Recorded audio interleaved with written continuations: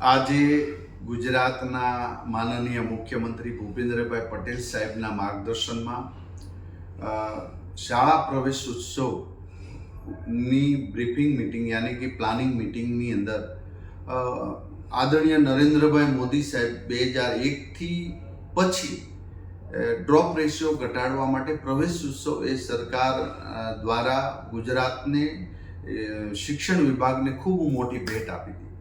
એક સમય એવો હતો કે 20% નામાંકન થતું જ ન હતું.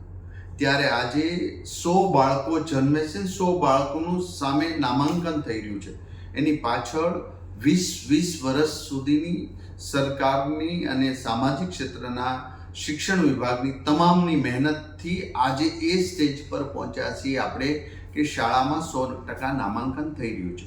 પ્રાથમિક શાળા, હાઈસ્કૂલ અને માધ્યમિક અને ઉચ્ચ માધ્યમિક તમામ શાળાઓની અંદર પ્રવેશ ઉત્સવ તારીખ 26, 27 ને 28 3 દિવસ કન્ટિન્યુ રહેશે. આ અમારી ઘણી યોજનાઓ છે. આરટીઈમાં ગુજરાત ભારતની અંદર નંબર 1 શિક્ષણ વંચિતો બાળકોને શિક્ષણ આપવામાં નંબર 1 રહ્યું છે. ત્યારે આજે ગુજરાતની અંદર નમો લક્ષ્મી, નમો સરસ્વતી યોજનાઓ, અન્ય યોજનાઓ, રેસિડેન્શિયલ સ્કૂલ જે અમારી ચાલી રહી છે, ટ્રાઇબલ રેસિડેન્શિયલ સ્કૂલ ચાલી રહી છે, તમામની અંદર શાળા પ્રવેશોત્સવ દ્વારા આજે ગુજરાતની અંદર ડ્રોપ રેશિયો ઘટાડવામાં સફળતા રહી છે. આદરણીય ભૂપેન્દ્રભાઈ પટેલ સાહેબે આજે ખૂબ સરસ એ માર્ગદર્શન પણ આપ્યું છે કે કોઈ પણ શાળાની અંદર કોઈ પણ વસ્તુની ઘટ ન હોવી જોઈએ.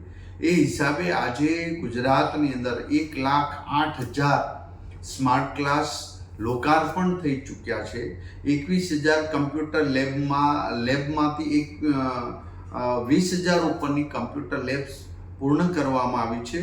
90 બાળકથી અંદર જે શાળાઓ છે ત્યાં પણ હવે 26,000 જેટલા નવા સ્માર્ટ ક્લાસ, નવા ઓરડાઓ, નવી શાળાઓ સ્ટેપ બાય સ્ટેપ બની રહી છે. અને નવા શિક્ષકોની ભરતીથી ગુજરાતની અંદર એક પણ શાળામાં શિક્ષક ઘટે નહીં એ હેતુસર પણ મુખ્યમંત્રી સાહેબ શ્રીના માર્ગદર્શન નીચે શિક્ષણ વિભાગે ખૂબ સુંદર કામગીરી કરી છે. ત્યારે નવા શિક્ષણ વિભાગની અંદર જ્યારે નવું સત્ર શરૂ થઈ રહ્યું છે ત્યારે એ નાના ભૂલકાઓને આપણે હૃદયપૂર્વક ઉમળકાભેર આવકારીએ.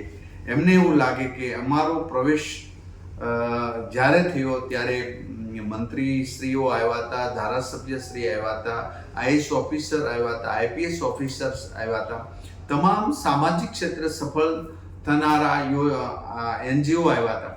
તો એના હિસાબે એક પ્રવેશ ઉત્સવનો એક માહોલથી આજે ગુજરાતમાં 100% શાળાની અંદર નામાંકન થઈ રહ્યું છે.